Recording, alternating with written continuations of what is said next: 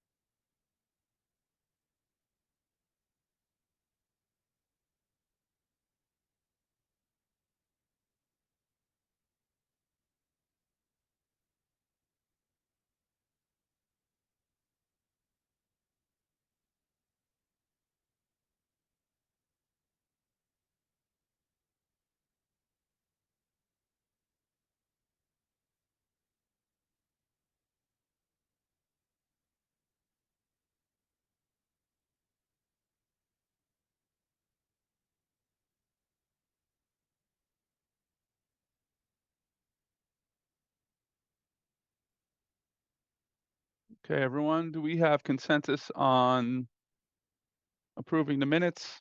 Give me a quick little thumbs up in the chat. That would be great on your screen, or put it in the chat. Thanks, Rob. Thank you, Shirley. Thank you, Wendy. Okay. Well, welcome everyone. Good to see all of you guys.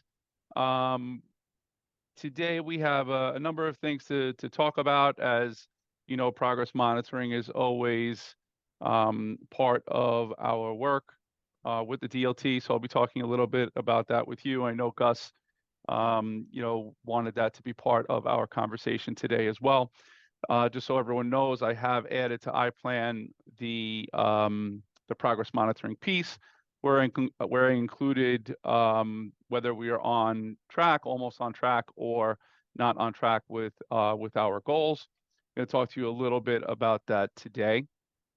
Also going to share some updates and reminders, some things that we did talk about during CEC, which I'll bring to this space as well. And then we'll go through our normal routine of connecting with Gus and all our representatives here today. So welcome to March. It's hard to believe we're already approaching middle of March.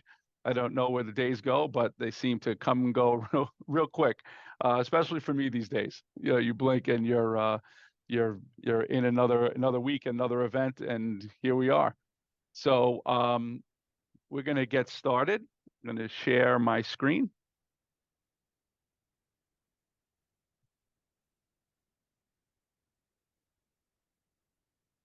Just let me know if you can see. Lewis, is it on my presentation right now? Yes, I see your slides. Yep. Yeah, it's weird. It has screen 1 and screen 2 look a little bit odd. So I'm going to put the presentation in the chat as well, just so that for those of you who want to move along that way, you're welcome to it.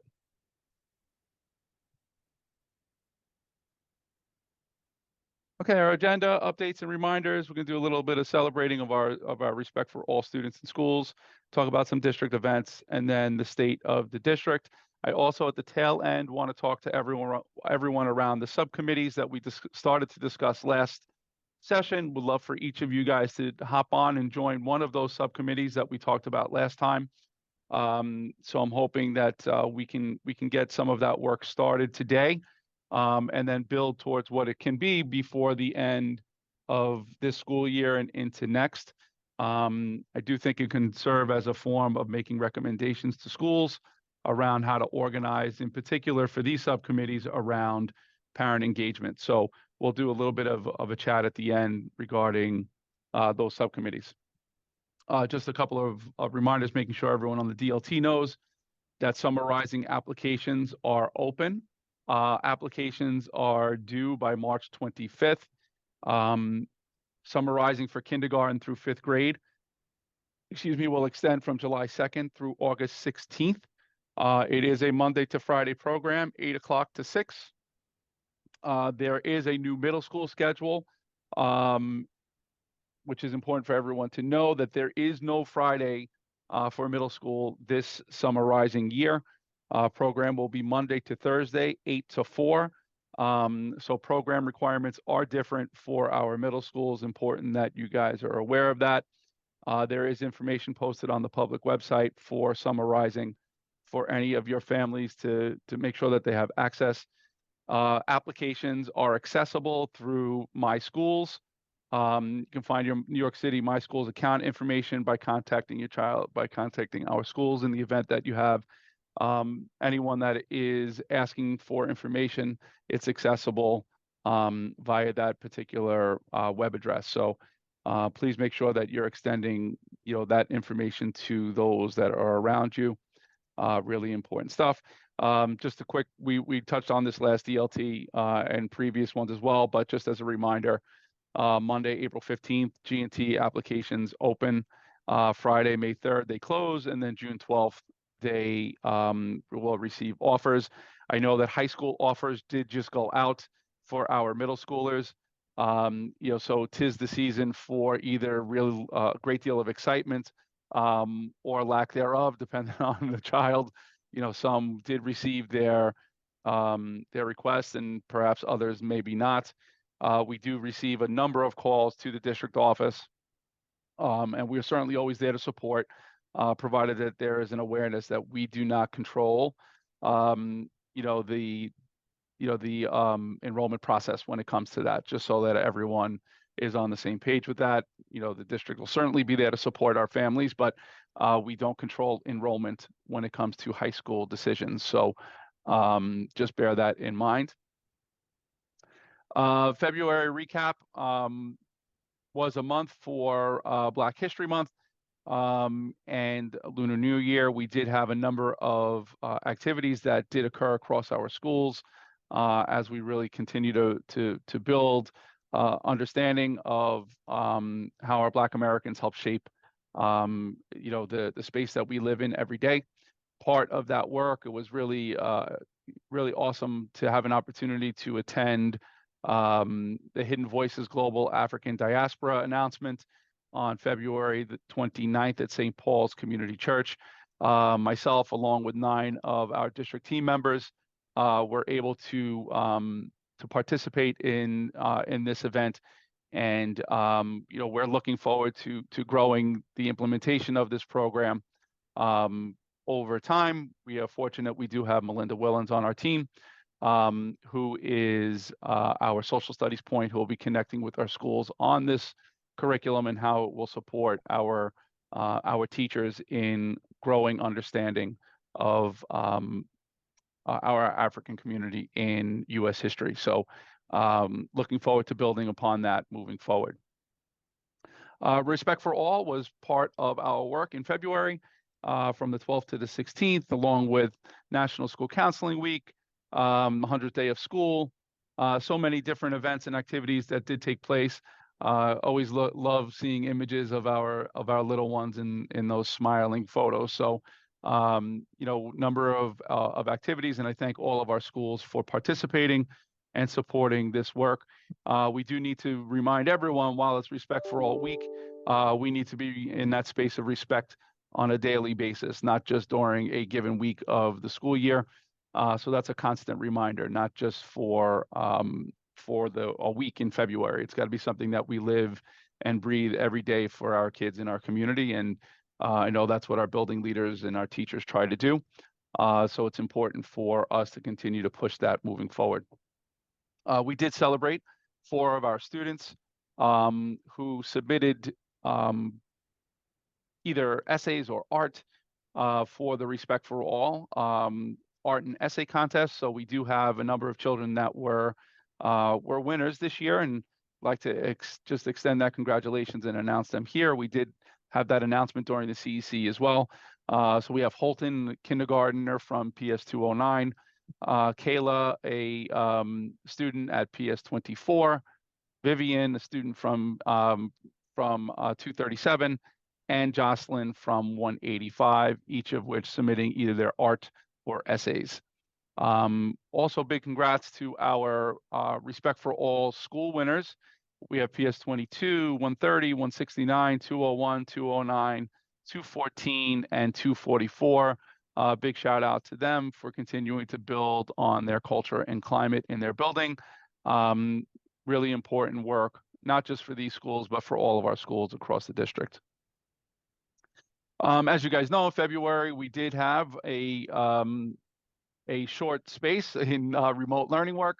So big thanks to our teachers and building leaders for, making sure that that day was a success, including our,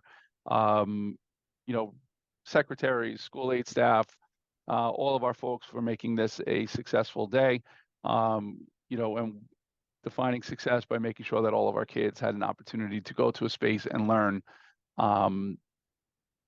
as we had well over 90% of our children attend on remote learning day. So big thanks to all of our schools for making sure our kids had access. We had our District 25 Middle School Basketball Championship in February as well. Big congrats to 194. This is their second year running winning the championship. So congrats to them, and big shout out to 185 for their team putting up a valiant effort against 194 during the championship.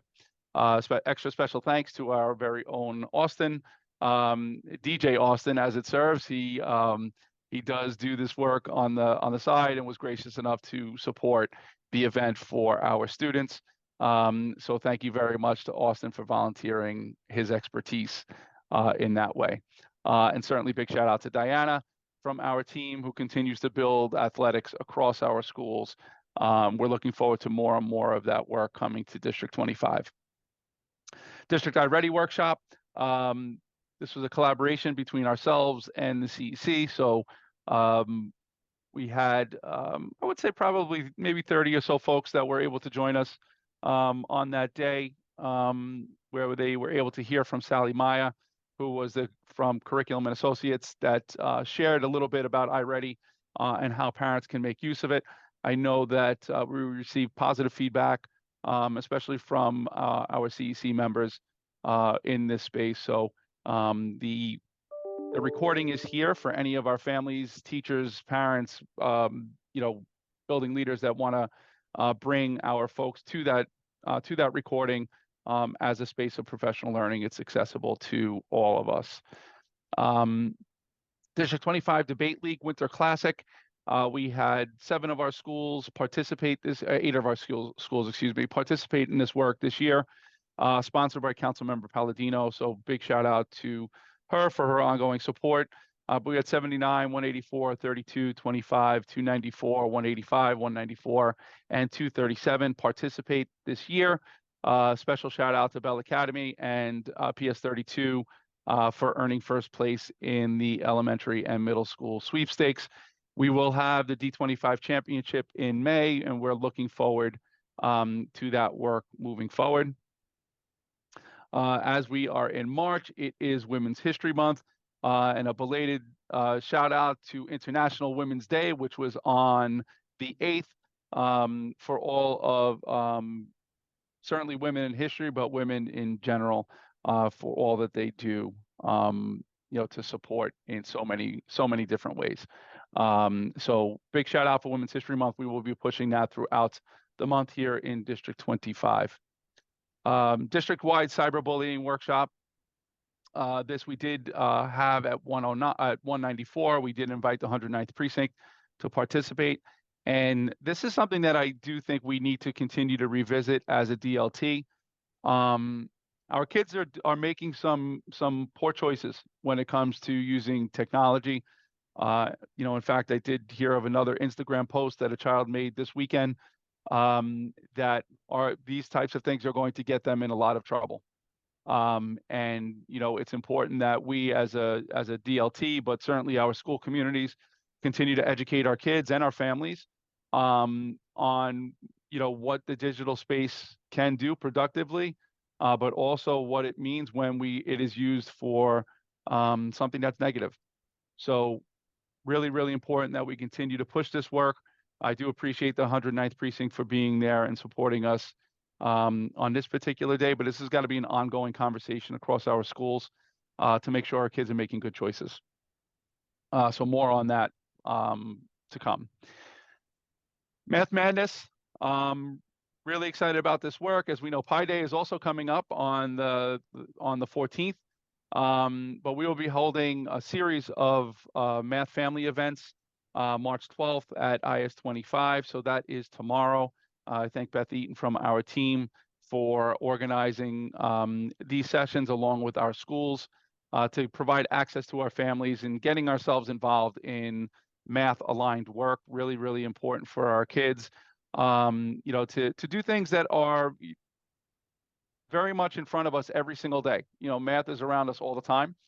And the experiences that will be shared on the 12th, 21st, 27th, and April 4th will bring some of those things to light for our families. So there is a registration link. We have been spreading it widely. We're hoping that as many families as possible take advantage of these offerings. So it's from 6 to 7:30 tomorrow, as well as the other event dates. So we're hoping that as many of you guys as possible can join. Okay. Acadians reading, this one I shared already with you guys during our last meeting together, so I'm not going to spend too much time talking about it. Priority one, we are on track to meeting expectations for priority one. For those of you who are not sure, just really briefly, is that we were going to meet or surpass 5% improvement. Right now, we look like we're on track. We still have to continue to push our work moving forward across all of our elementary schools to ensure that we sustain the progress that we've made to this point. And that's what we do intend to do. iReady reading performance. While we did make 10% gains overall from BOY to MOY, that's from beginning of year to middle of year, we did not reach that 2.5% that we wanted to be by mid-year. Growth year over year, not just within the year. So we are going to continue to push our work forward with work in MTSS and HMH. Our district teams recalibrating and have been in the process of recalibrating to provide some additional supports for our schools. Maybe that did not make as much progress. And we have started, as I mentioned recently, two AP and principal professional learning teams that are really focused on building out supports for teachers and for students. So, we are continuing to dig in to provide some of that additional support from the district as well as from our principals and assistant principals. When we look at our overall data, I've shared this a number of times, but we have remained flat from one year to the next. Now, the one thing I will say that this doesn't account for is the volume of students that were not necessarily here last year, that are here this year with us, that account for the data that's present in front of us. So a lot more work to do, particularly with our children that are brand new to the country. So we are working on supporting our English language learners in particular. As we have seen, even from the beginning of this year, just over 400 more students that are in our schools that are ELs that are amongst this group that are taking these assessments. So, more work to follow, but patterns are consistent amongst our all students, our Hispanic and our Black subgroup. Our Black subgroup did grow by a little over 1%, but that does not equate to the 2.5% that we were hoping by mid-year, by the minimum 2.5% by mid-year. Similarly for our Hispanic subgroup as well. And these charts are here as well for you guys, that you can look at your leisure. Priority 4, this is a goal that we are almost on track. We're meeting it for some of the grade levels, not for all. So grades 7 and 8, we are on track to meet those expectations for mathematics. Grades 4, 5, and 6, currently staying status quo with performance in math, meaning we are aligned with where we were last year. In math, we have grown overall 14% from the beginning of the year to mid-year, but when we look year over year, similar type of pattern to last school year, where we're pretty much around the same percentage of on or above grade level at the mid-year point. Last year, we were at around 66% of our kids meeting or exceeding standards. The goal was for this year to surpass that by 5%. Similar types of patterns in math as we saw in reading. The one thing that I will say that for our children that are aligned to take the Algebra 1, we're about 6% higher than where we were last school year at this time, which is a promising piece of data, as the MAP assessment did show a correlation between children that were in that high above average to test in that 85% and above range, which is where we want our kids to be by the end of the school year. Certainly, we have a much higher percentage of children that test earning a 65 and above, but we do not want our kids to linger in that 65 to 84 range. We want them 85 and above, as that's the ideal space for children to be ready for geometry in high school. So our goal is to continue to get kids not just to pass, but to pass with that 85 or higher, so that they are ready to go. And right now data looks like it's promising. Well, we will meet or be a little bit higher than what we were pushing for this year, with over 1,300 children taking the Regents assessment at this point, or slated to take the Regents assessment at this point. So the charts below will bring you to those pieces of data that I just referenced.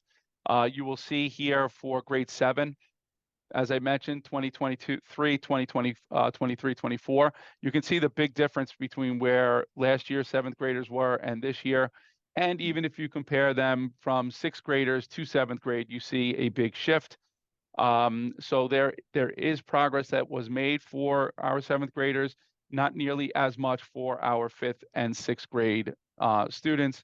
So we have more work to do, and that's basically what our team has been focused on, particularly with building out our work with math routines and the 3 reads protocol, which is really important for all of our schools to connect with. Chronic absenteeism. This goal has been one that we've been on a little bit of a roller coaster ride. As beginning of the year, November, December, I felt really good. We were on track to meet those expectations for reducing chronic absenteeism rates. And now we've swung the other direction because this is a fluid thing. Today we can be on track. Tomorrow we can be off track because it all depends on kids and them coming to school. Right now, our goal is to reduce by 4%. This particular data tool shows, and I have to change the highlight here because this one should be yellow. The subgroup that we are currently meeting expectations in terms of a reduction are our students with disabilities. All other subgroups, while they were meeting in November and December, we have seen a significant shift from December to where we are now, where these percentages are no longer meeting those expectations. So as a district, we are certainly focused on that. Austin from our team is connecting with our schools, particularly those that are above that 20% chronic absenteeism rate, to provide some additional targeted supports from the district lens. Many of our schools are engaging our communities in a variety of different things to really bolster attendance rates, and certainly connecting with their case teams to support improvements. And this is where Austin does come in, connecting with our buildings to really promote the work amongst our from our teachers and staff to build on chronic absenteeism rates. Now, why this is important and why we need to continue to send out this message of ensuring that our families are connected here. Children that are chronically out perform 22% lower than children that are in school on a regular basis. And this amounts to up to over 2,200 children in District 25 in grades 3 through 8. I'm sorry, excuse me, in grades 3 through 8 that are currently chronically out. When we're talking about mathematics, it's even at a higher rate. We're almost at 32% difference between children that perform at or above that are lower when we're thinking about children that are chronically absent versus those that are not chronically absent. So the data is real. We talk about it, and we know that it's a struggle because illness certainly plays a role. We've talked about too here at the DLT that when kids are sick, we're not encouraging children to come into school with the flu. So it's not necessarily about that, but it's all the ones that are in between that are important for us to continue to support across our district schools. And the fact of the matter is we do need to do better. We need to do better with supports. We need to do better with outreach so that our kids are in school every single day, because the impact is clear. When children are in school, they're much more likely to perform well than if they are not. So I just want to pause briefly around the data that I just presented, just if everyone could just take a moment of reflection and come back together just around your thoughts about what I have shared. And then we will move on to some subcommittee work that we'll talk about next, which is around these 3 areas, making sure that we have more language access. CEC just brought in a presenter to talk about language access supports that are available. We'll talk about that relational nature of parent engagement. And then there was a last part around transition, which was another space of parent engagement to build out. So if everyone, again, just take a moment of pause just around the data that I have shared, and then we will move on to the subcommittee work.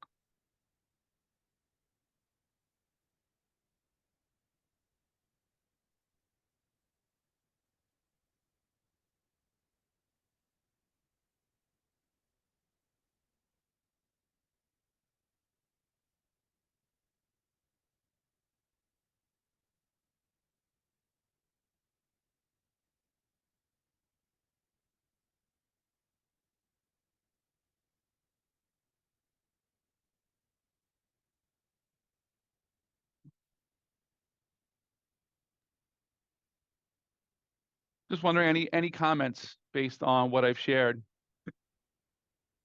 thoughts or feedback?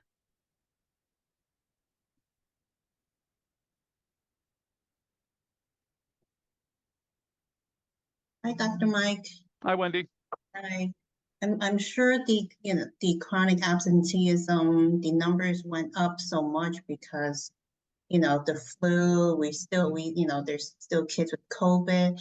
I mean, even today. I mean, this morning, when I was walking to school, I know there are parents with kids who are who stayed home because they have coughing or some type of sickness. So I think hopefully as the weather gets better this week, this month, the coming months, the number will get better. Yeah, And I'm sure it will. Yeah, there's no doubt. And the winter months, particularly with the flu this year, I know was rough, and COVID has been rough. And I think that has a big part of it. But I also know that the number of days is still alarming, overall. When we're thinking about at this point of the year, it amounts to 14 days that a child would be out to identify as chronically out. So, for the most part, I would like to think that our kids aren't getting the flu multiple times or COVID multiple times. That's not the whole story. I think there are sometimes, in particular, our early elementary students, where the rates are a bit higher, and granted, those are the kids that will usually wind up getting sick, or our little ones, right? But it's just for our parents to be mindful of that.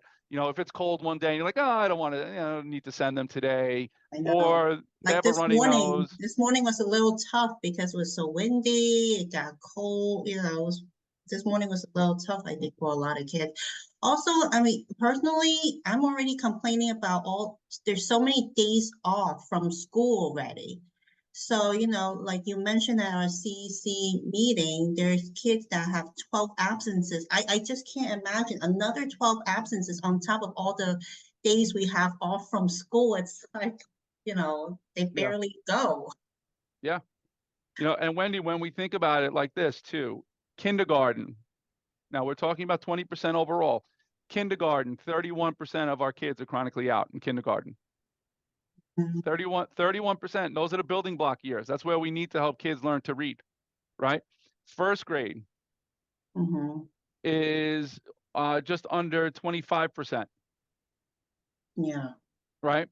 And second grade is about 24%. So those are the years where we need to have our kids in, and they are the highest of our chronic absenteeism issue. That's the struggle, is that where we need kids to be in school, they tend to be out more. And that's those building block years of kindergarten, first and second grade. Yeah, as a building leader, as a school community, we always concede if you're sick, right? Like you were saying. But it's the days like this where people are on the fence because of, it's sprinkling out or it's a little cold. And we try to impress upon them that those are the days that will make or break a school year, because you do get sick, right? So let's say you're really sick, it's 8 days, 9 days, and then all of a sudden you're taking off because it's chilly, or it was warm yesterday and now it's cold. That's where you get into trouble. That's when you're missing days you don't need to. And that's what puts them over from just a normal school year where you're out 6 or 7 times to now where you're out 15, 16 times, and you've missed certain things. You're coming back, you don't know what's going on, you're frustrated, and this huge spiral that puts children out of that sphere of success, and it puts us at a disadvantage when trying to help students. It's super important, the attendance. Yeah, I know, previously, I think at the CEC meeting, you said, and even at our my daughter's school, in the morning they try to set up a program, like a basketball program in the morning, to give incentives to those students to come in and have a morning basketball practice. But then those are more for the older kids. I mean, we have to do something for the younger one. And I think it's even harder to get them to come in early, even earlier than the normal arrival time. I think I would say that the younger the student, the more responsibility really is on the parent. Parents. Yeah. When I was a middle school assistant principal, and we would really put things out there to get the kids in, because they would come in late, or with like bagels and coffee or whatever, they'd come in, but because they're leaving their house on time, but they're just stopping off or disappearing on the way to school and hanging out at their friend's house. But when they're little, it's barring them being sick, it's the parents. Parents have to get them there. Right. Yeah, but I do think, Wendy, that's something that, we can certainly look in. I can actually ask Austin, to look into what do we offer, our kindergarteners, first and second graders, because one of the things that I do know, even at 5 years old, they can put a lot of pressure on their parent to say, Mom, Dad, I want to go to whatever that is, art, or You know, I can see, you know, certainly my little 5-year-old doing that, waking up excited because they had to go to, you know, a specific program. So, but yeah, I think that that's an important thing for me to kind of get a handle on, is how are we differentiating between kids that are chronically out? Are we offering more things for the upper grade kids than we are the lower? Because if that's the case, that maybe that's an adjustment that we need to make. Yeah, and I see Shirley, Breakfast Club, absolutely, yeah. You know, and a number of our schools do offer the morning breakfast program. Aside from breakfast in the morning, they will open up those doors nice and early for families to do some of that drop off. But that's something that we can definitely look more into. How many of those are happening across all of our schools? You know, as maybe perhaps more access is needed in some spaces than others. So we'll definitely look more deeply at that for sure. Any other comments about the current data?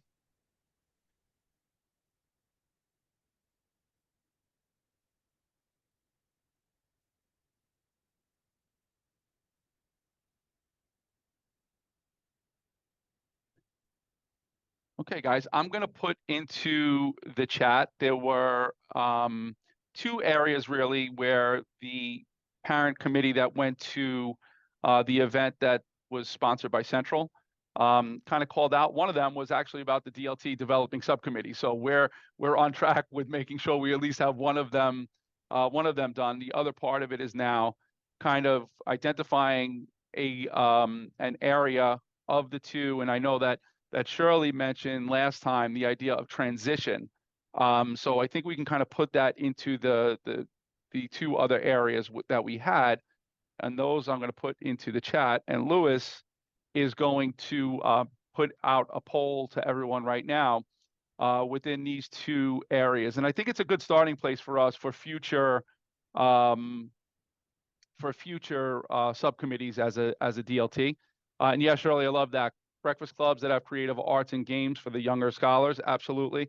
I'm gonna do a little bit of additional fact finding on that to gather more data, so that we can put out a recommendation as a DLT for supports.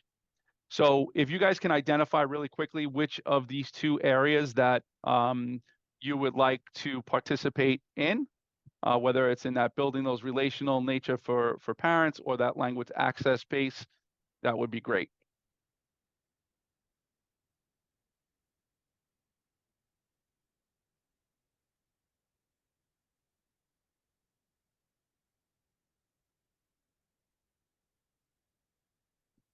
Okay, right now we have, let's see how many, 1, 2, 3.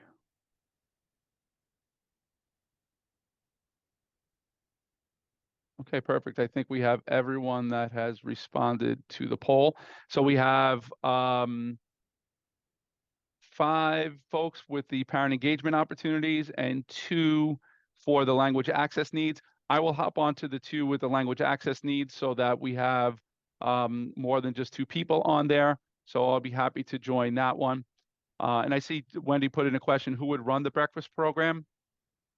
No, that would be a school thing, but I think the PTA can certainly contribute in terms of developing ideas. It would certainly involve school staff that would need to be present and willing to offer up in the mornings. So, you know, more certainly to follow on that. We're going to do a little bit of additional digging for sure, Wendy. I think you bring up a really good point there with, you know, thinking about if we're offering programs, are they supportive of our youngest loved learners? Because if they're not, then that's something we need to rethink. Okay. All right. So, Lewis, was that an anonymous poll, or do we know who identified what? I was just saying that to Tracy. I said I hope I could see who. Let's see, share results. You just see the chart, right? I can see the chart. Yes. Yeah, right. I'll poke around the back in the background. Let's see.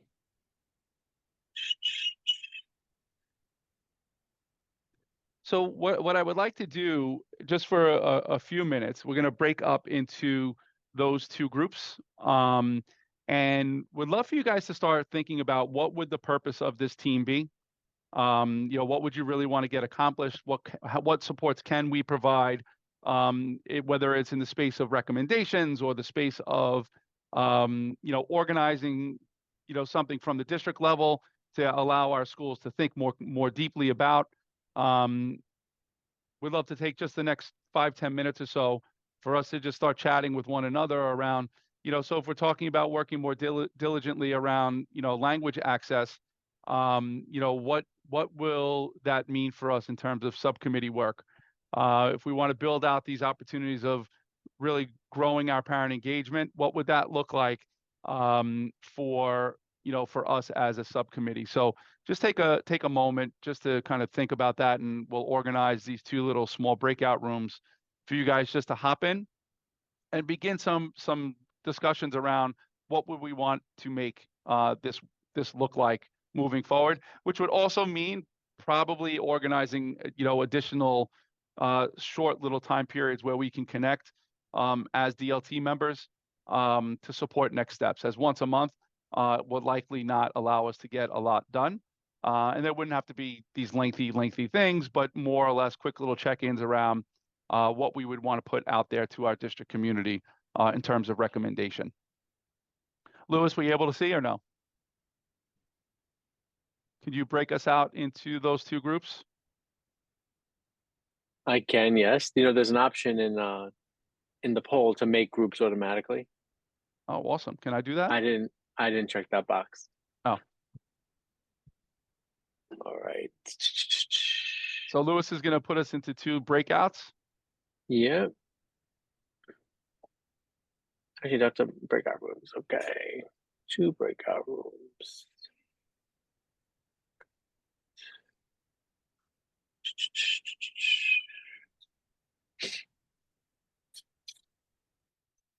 All right, welcome back, guys.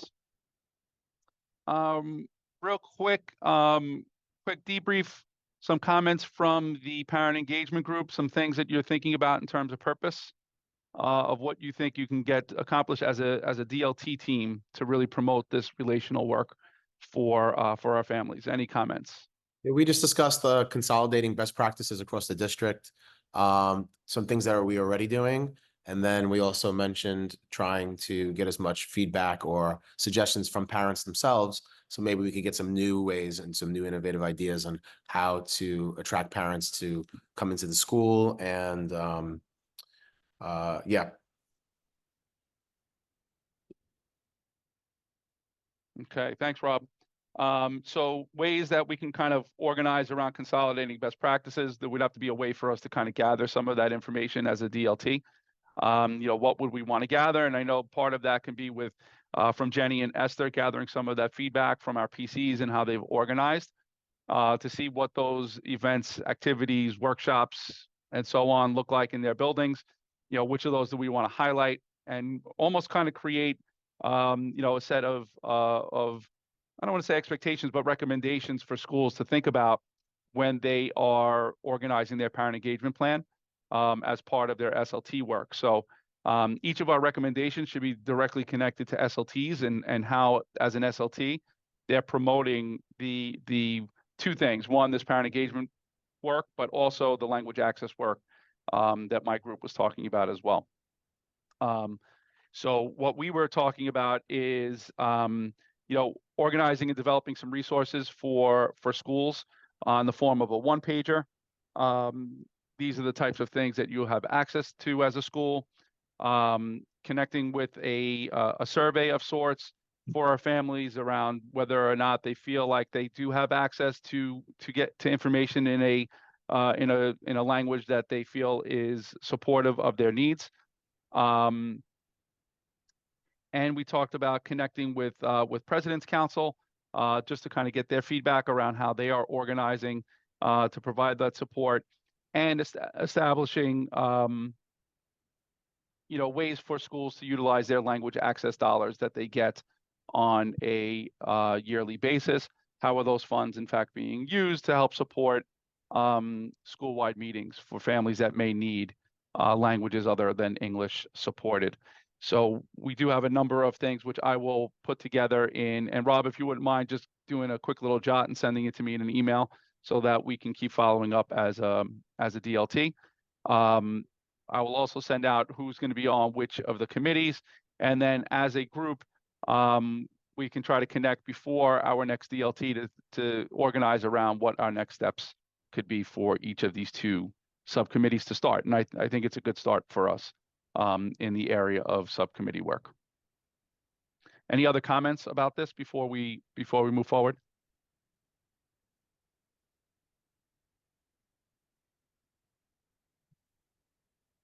So I will type up these two things and I'll send them out to everyone around what we think will be kind of our next steps, along with who's going to participate in each of the committees. And then we will move forward with establishing a plan that allows us to get some of this work done before year end. Okay. So that concludes my my portion of the presentation. I'm going to turn it over to Gus, who's going to talk a little bit around DLT, SLT work. Thank you, Mike. Louis, are you going to share or should I try to share? I don't see the share button. What I'd like to get up is the school leadership team monthly calendar. You should be able to share, Gus. Okay, I don't see the button for some reason. Do we have the calendar? Yep, I will post Yeah. it, Gus. Okay, can you just throw it up? Thank you. Yeah. The SLT one or the DLT one? The SLT, that's the one. Thank you. You have the DLT one. They have both been revised, ladies and gentlemen. That's why I sent them out to you to make sure you have them. The SLT one is particularly important because of the following. At the bottom, it indicates that we are going to get the if you just keep going, it's way at the bottom. There. See the little asterisk, right? It says that the release of the new CEP is going to be in April. So assuming that happens on time, that's when schools will receive the new CEP template, which will be exactly like the DCEP. And, they're going to tweak both of them. I never like to say too much about it because until I see the final version, they're vetted by various groups at Central, et cetera. So it's not over till it's over, but it's expected in April. As part of that, and if you could just go, see where it says uploading, no, keep going, uploading meeting documentation. It will contain a tile, meaning a box, where schools will be required to upload their SLT minutes, agendas, all the documents and handouts for every SLT meeting. Now, I know that there'll be a learning curve, and it's going to be a procedure that schools will have to get used to. Principal Marino was actually part of the pilot that piloted this for the city. So there were a small group of schools that have already done this, and they took that information into account. And this will be a standard procedure going forward. And I expect that, what will happen is, because ladies and gentlemen, it's a heavy lift. There are a lot of pieces, for every meeting. And some schools will have them, some schools will not have them. And we'll get lists and we'll have to monitor them and see what's missing. And the whole purpose of it, again, as Principal Marino knows, because he was again part of that last year, the year before, the state monitors these things. And they ask us selectively to produce the documents to show that these meetings are taking place in a collaborative way, in an effective way, et cetera, at the school level. And the way we can document this is to have that information handy rather than trying to get it retroactively from the individual schools. So that's going to be the procedure going forward. I'm your main support for that piece, along with the district staff, and collaboratively, we'll get it done. There may be some training that is necessary for some schools to get used to this. I anticipate there'll be questions that we'll have to, deal with going forward from individual schools. But it's new, and I was there, ladies and gentlemen, when iPlan was new, and all of that had a learning curve. And now everybody's used to iPlan; they know how to use it. So I anticipate that something similar will take place here. So that's one piece of it. The second piece of it is iPlan will also contain a tile, a chart for Title I information. So Title I information will be, Mike, you're showing your emails. Right, okay. Yeah, so Title I information will also have its own separate tiles. So the PACs, Parent Advisory Councils, on a monthly basis, they're meeting as well. And they'll be required to put it into iPlan, into a separate tile. And I'm not sure whether general parent information will be required there as well, and how that will be collected. But I've already spoken to the family engagement staff at the district office, and they are collecting it to make it available to us.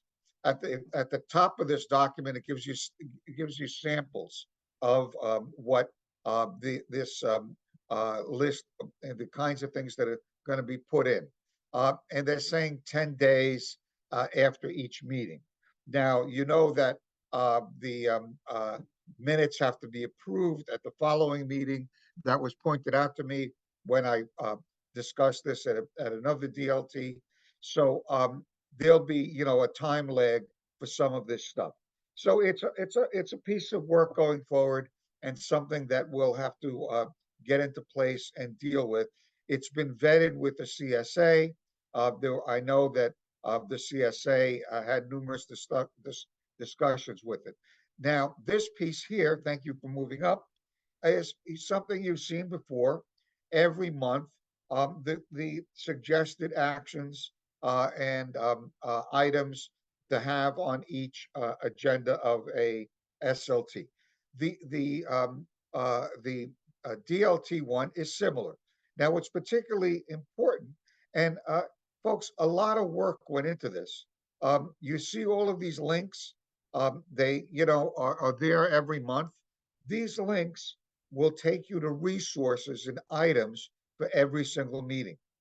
And so it's not just a calendar, it's also a resource document. So clicking on those links will take you to documents and websites that help with every meeting. And it's the same on the DLT side. Now, we have to collect the same information for the DLTs, every month's agendas, etc. I'm doing that along with the district staff. Lewis is a great help to me in that respect. And that will go into a separate website that I'm dealing with on the district level. So that is, and of course, when we get this new template of the CEP, as we always do, remember the CEP is a living document. Schools will begin working on your new goals and thinking about your data and where you are on the old CEP. Speaking of the old CEP, all of your CEPs should have been posted, and they all should be on iPlan already. The DCEP should be on iPlan as well. And as the superintendent just told you, the progress monitoring information is also there. All DLT members should have access to the DCEP. All SLT members, well, the public version of the CEP is available to everybody. So you could all see all of the CEPs as well. When we get the new template, that one is available for SLT members, and that's considered the draft version, and people begin working on that. So, and the timeline has just been released. I didn't send it to you. I've seen it, and it will be made available in April along with the new CEP. It's similar to what you've seen before, ladies and gentlemen. It's not dramatically different in any way. So, any questions on those two items before I move on?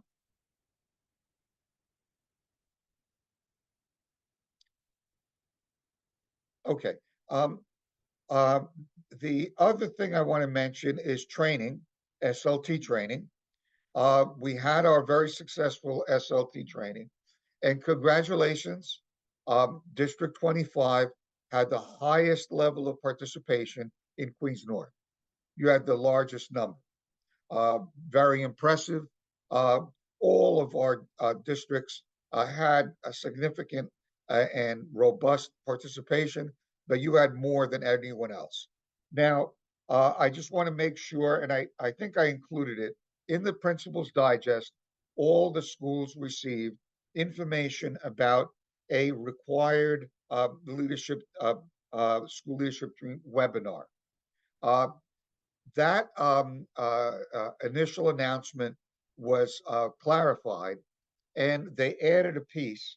Now, schools have until April 2nd to fill out a form that they participated in the training. And when that first was announced, I asked about, well, what about schools that had their own individual trainings? Do they have to do the webinar as well? And so they added this language, which I'm just going to read to you, to the information about the training. Note that if your SLT attended a DLT sponsored SLT training co-facilitated by the DSFP earlier this school year, then that training session meets the requirement for your annual SLT training. This spring training webinar can be viewed as an optional refresher course. So you can use the webinar or you can not use the webinar, but anyone who participated in ours can fill out the form with that information, and that constitutes having participated. Now, I've been fielding some questions from individual schools about the webinar. Apparently, there are guiding questions that go along with that webinar. And some schools are telling me that they're able to access the webinar, but they have difficulty accessing the guiding questions. So if that's the case for any school in District 25, what I did was I downloaded the guiding questions. So if anybody wants to use it and needs the guiding questions, just have a school email me and I will send that out to them. There are technical issues involved which escaped me, which I tried to solve with DIIT, but wasn't able to, about why some schools can access that stuff on the webinar database and some schools cannot. So I resolved it by getting a copy and just sending it out the old-fashioned way. My last item is Title I. The schools have ongoing monthly meetings that I know Esther, Janet participate in. Jenny participated, and everything on the District 25 side is going well. You have your PACs in place, people are meeting. We have a DLT representative from DPAC. Your DPAC meetings are taking place. We will probably have to put, that's right, we're going to have to put DPAC information in as well into that database that I mentioned. So that's another piece. You know, there are a lot of moving parts here, folks. A lot of moving parts, a lot of pieces. and we will work them out during the course of this year and the early part of next year, and get them into place and put them in.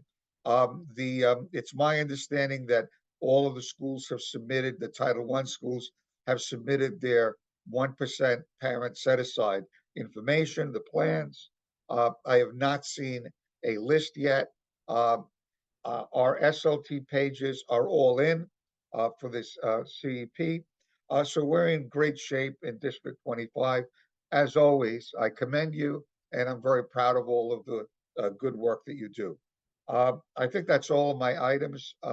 Mike, any questions or comments on anything that I mentioned?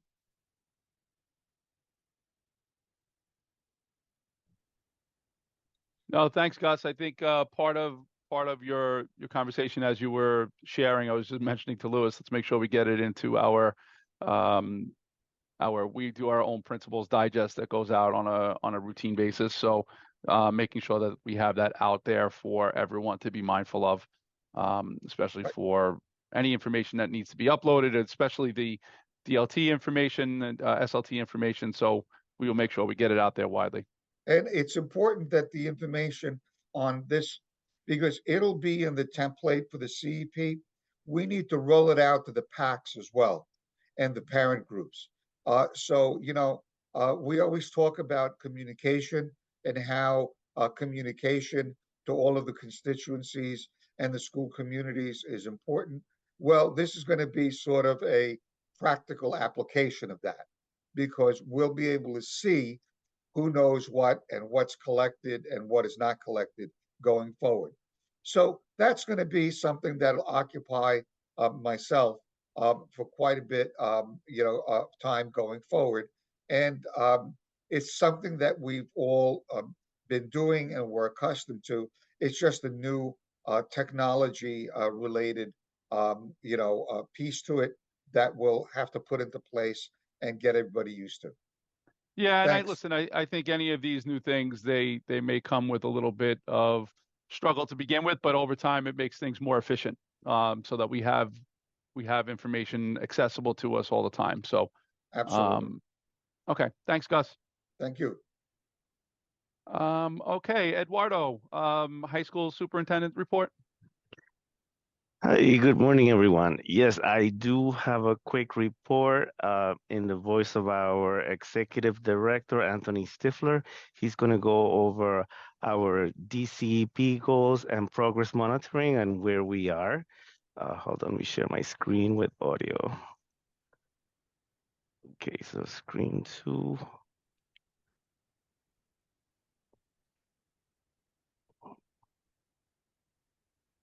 Share sound. Here we go. Okay, the DCEP. So this time of year, we're really, we do some analysis and we do some reflection on, what we set out to do, where we're at in relation to where we want to be at the end of the year. And we really want to make an effort moving forward to bring families and communities into that process. So we chose tonight. This is a good time of year to do it. And this lives in our DCEP, which is our District Comprehensive Educational Plan. There's a few, bullet points on here. So it's a big document. It's 46 pages, and it is meant to drive our continuous improvement. That's really the purpose of the document. It's required across the state. All districts have them.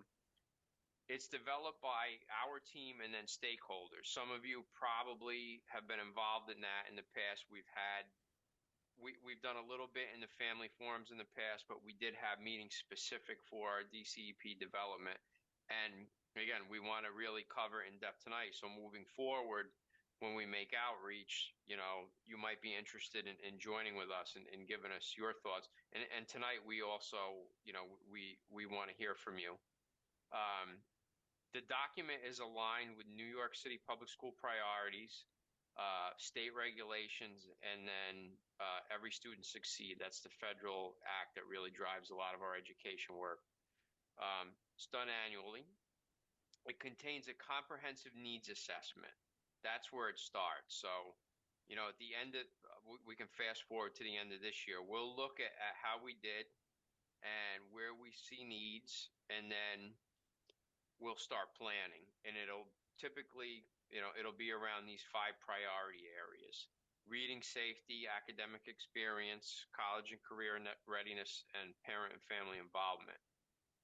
The other piece is the progress monitoring piece. That's threaded throughout. And what that is, that's pre-designated checkpoints that we have to identify when we design this document as to when we're going to check on our performance. If we find our performance is right on par, we'll stay the course. If it's not, then we have a responsibility to make adjustments. So that, again, is part of what we do on a daily basis. You know, we you know, showed you our meeting norms, you know, and in those meetings is where we do that work. It is a public document, so you can go to the iPlan portal. There's a link here, and I believe we're going to share this, right, Eduardo? So, you know, you can go to that document and you can read it. What we're going to do tonight is really give you an overview. As you know, we're not going to go through all 46 pages or each, you know, section in depth, because there are a lot of pieces to it. But this is the bigger picture, you know, and our ask is that, you know, when we make outreach, we hope that you choose to give us your thoughts, you know, and it can be anything from something you think we should be doing as a district, something you think we maybe should stop doing as a district, or anything in between. Okay. All right, next slide. Okay. So there's a lot of information on here. And I'll, you know, go through different parts of it. There's, you know, some of our DOE languages there. So what you see here are the priorities that, you know, we talked about in the previous slide. And then the goal that we set as a district for those areas.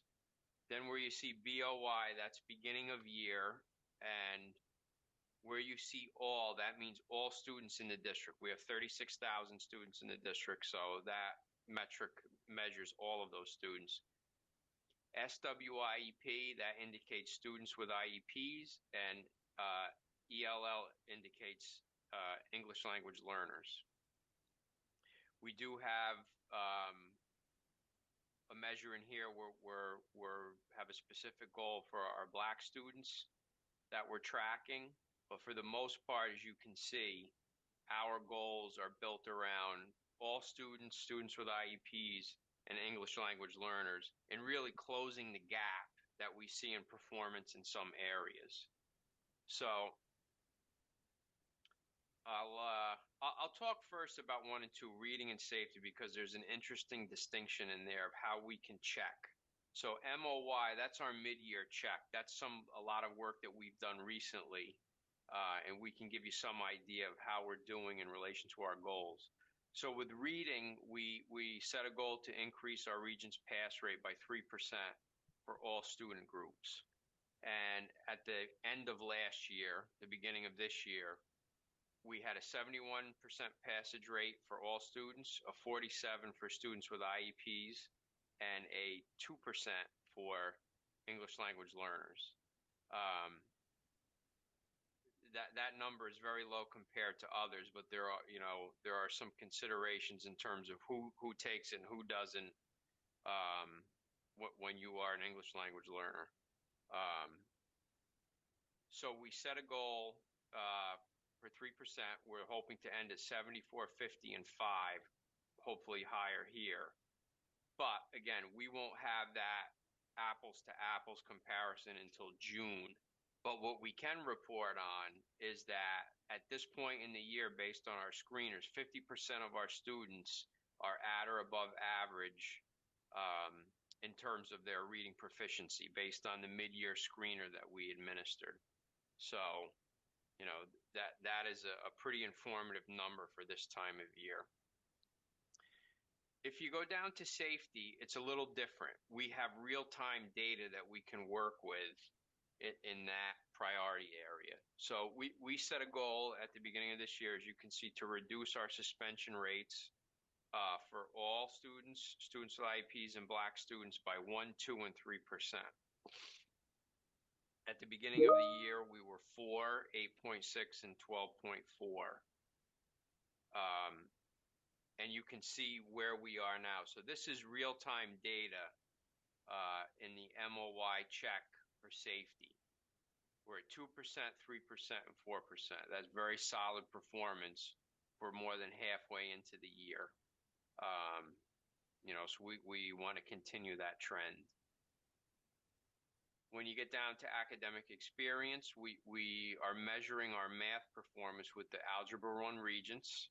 We have a few schools that are, involved in the implementation of a new math curriculum, illustrative math it's called. And same thing with mid-year screeners, we can report that 53% of our students that were screened were at or above where they need to be in performance. So again, that's very informative information for us to have at this point in the year. Down at number 4, the college and career readiness, we set a 3% goal to increase enrollment. Currently, at the start of the new term, we're at 70, 51, and 53. So we have a little more work, to do in that area. So when we see that type of outcome, this is when we start planning ahead. So, we're already we were involved in a trading today, actually, to be able to boost that number. I had mentioned when we started, we look to see if there's any adjustments that we need to make. This is an example of where, we didn't have the progress that we were looking for at mid-year. So we're going to start to strategize and come up with plans, do trainings if necessary, to be fully prepared to boost that number at the next go around. I know I've said a lot, through the first 4. Is there any questions thus far? All right, so that's our progress monitoring goals as of now. And that's my report. Okay, thank you, Eduardo. Does anyone have any questions about the high school report?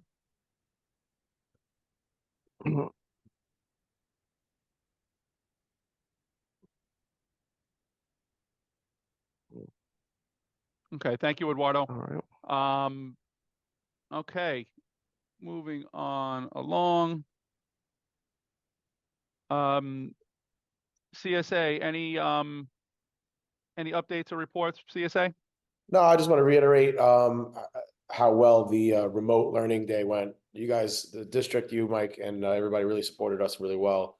You set us up for success. We, Lewis, you really made sure we were ready to go if and when it happened.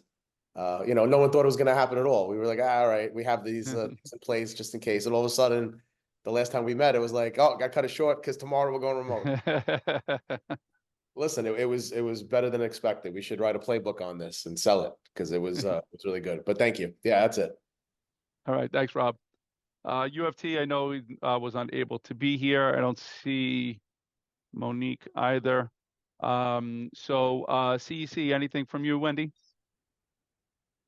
Yes, so I've been talking to Theodore Pearson from Division of School Leadership with regard to the superintendent hiring process, and the CC will be having the town hall in early April, around April 11th, and also the C37 on April 17th. Mr. Pearson was nice enough. He came to our CEC business meeting and went through the process with our members. Our next meeting, I believe, is Wednesday, April 3rd. I asked him to join us again to just, finalize some details with all the members. So we look forward to it. Okay, thank you, Wendy. I wish me luck Yes. during that time. Um, Hello. okay. Hi, S- Go ahead, Shirley. this is Shirley. Yeah, the citywide high school subcommittee meeting is an agenda items by itself. Is the so I'm going to say this now. I'm leaving. Oh yeah, no So problem. no, I'm leaving as in next year's one of Oh the other no, high schools. Shirley, you're not allowed. You're not allowed to do that. So another of the high school stakeholders, whether it's UFT, superintendent, principal, they have to be the liaison, because I'll tell you, Queens High School President's Council probably will not step up and be the liaison for the citywide high school subcommittee meeting. So I'm just like, be prepared. So the other stakeholders on the DLT needs to, whoever they are for next school year. But I'm going to start with the citywide high school subcommittee meeting. Yes, The please. notes were shared. On February 27th was the meeting for February. And I'm going to go with the hidden gems. It comes back to Queens, Queens North District, the newcomers high school. They went over the fact that 1995, when this school was created, it was created as a bridge program for 1 and 2 years. And then in 2009, it became a 4-year high school. They reviewed their motto is seen, honored, and empowered. And it described different courses that have AP program, college now, ICT Spanish courses, bilingual special education programs, etc. The notes, you can see the full presentation and more of their accomplishments and the pride that they have in there. I just want to highlight too, they also get their bilingual certifications and their 4 Quest Bridge scholars this school year. The main presentation, and is in line of what we were talking about in family engagement. So at the main presentation was a high school panelist across the city, 9 to 12th graders, and they were asking questions that were asked to the panelists. Can you describe one or more successful initiatives that your school has implemented to involve your family and school community?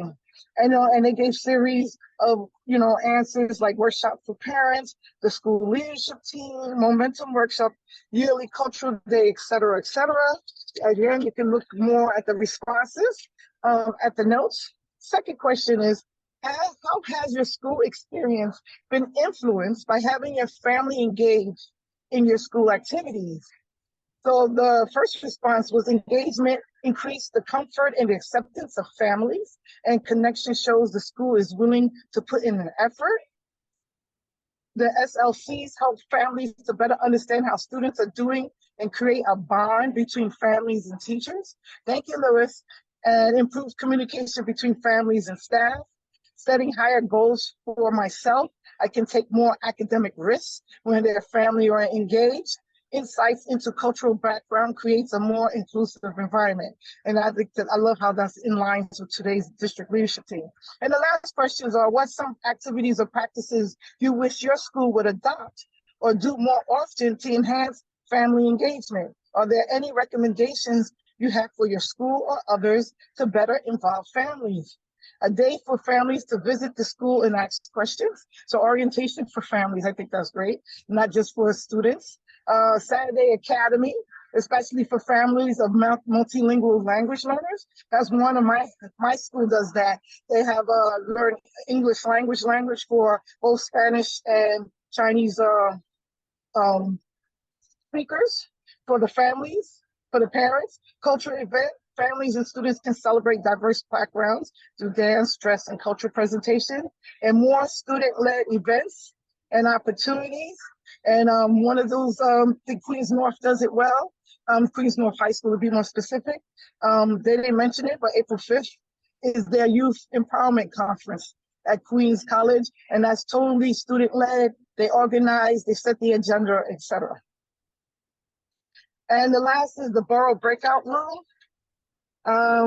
In Queens, they spoke about, hold on. Okay, they speak about the new school with the partnership in Northern Health.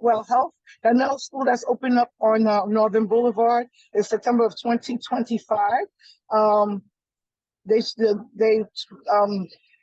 that new school is opening up in partnership, so it will be a CTE school on the healthcare system, right? They get different healthcare like nursing and sonograph, the radiologists, those technicians, and et cetera, different fields in the healthcare for that new school. It will also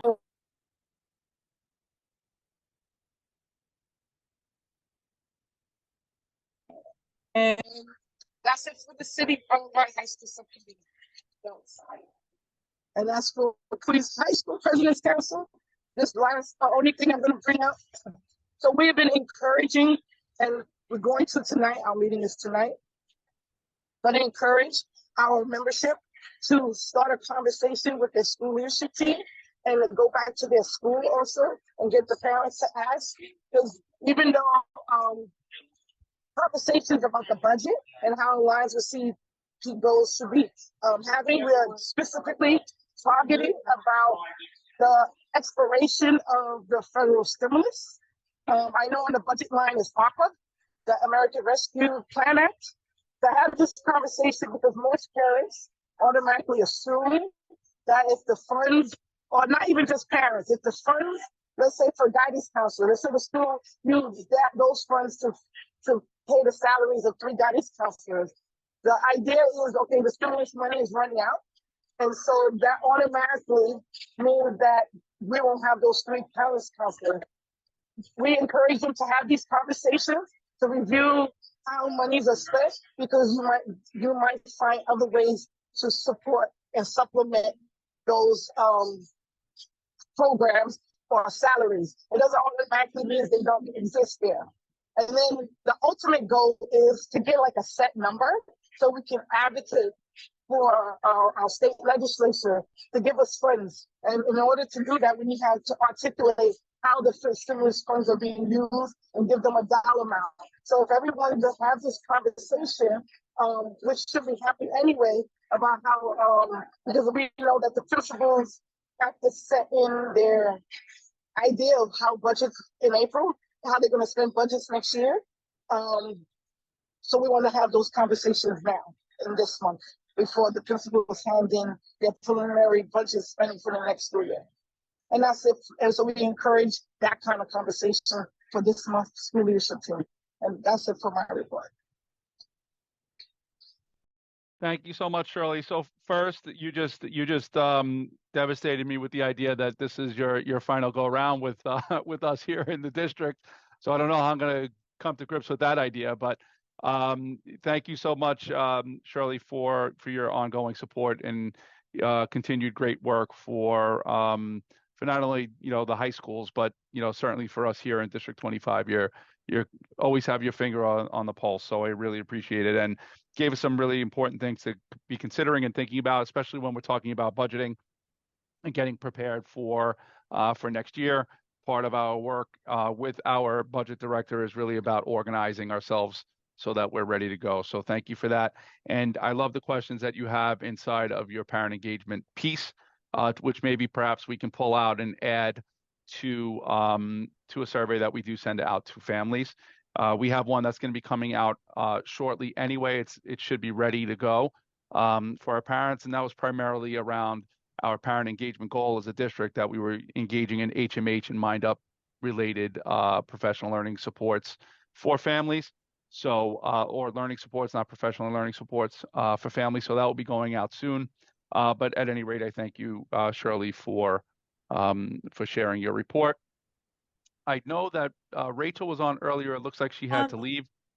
Was she there? Am I not seeing Dr. her? Mike, Yeah. can you hear me? She told me if I could say she had a doctor's appointment she had to rush to. She just wanted to tell everybody that our next President's Council meeting will be on Monday, the 18th. Encourage all the PAPTAs to attend. And that's all she had on her end that she wanted to share. Okay. Thank you, Esther. And do we have any other new business? I don't think I missed anyone. Everyone else had a chance to speak. Any other new business? Anyone that we have to bring up? If we have time, I don't know if you've seen the 2-minute video announcement of the new school for the health sciences. I can share that video now if we have time. Yeah, please do. Go ahead. Okay. Share with sound.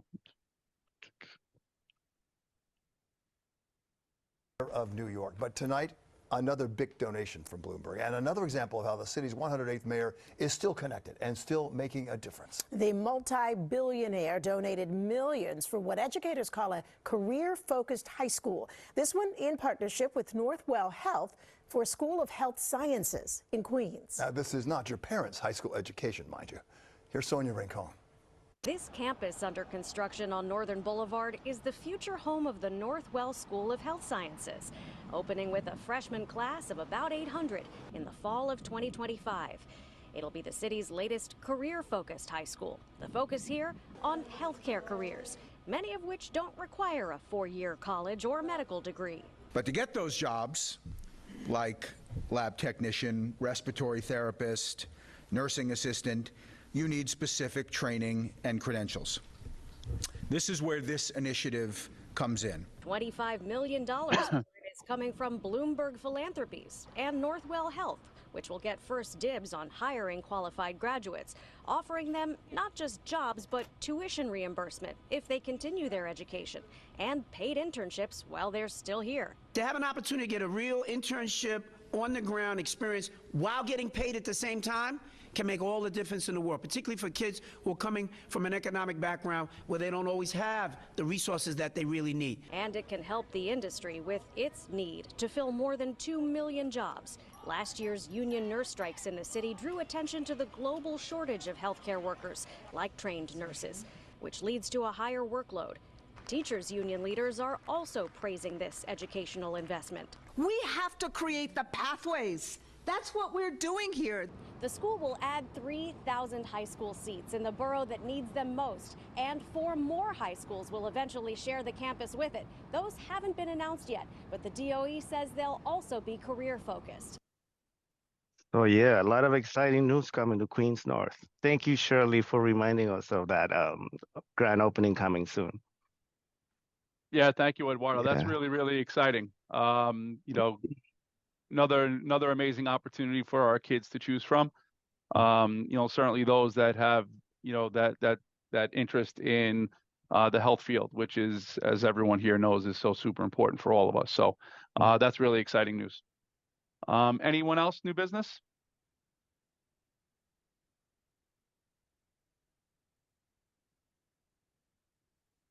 All right, everyone, thank you so much. We have consensus to adjourn the meeting today. Yes, get a double thumbs up from Wendy. Mr. Marino, thank you. Eduardo. All right, guys, I think we look good. Thank you so much for being here today. I will be following up with an email to all of you guys just with some of the things that we talked about. But everyone have a great rest of your day. Thanks so much. Bye. Bye.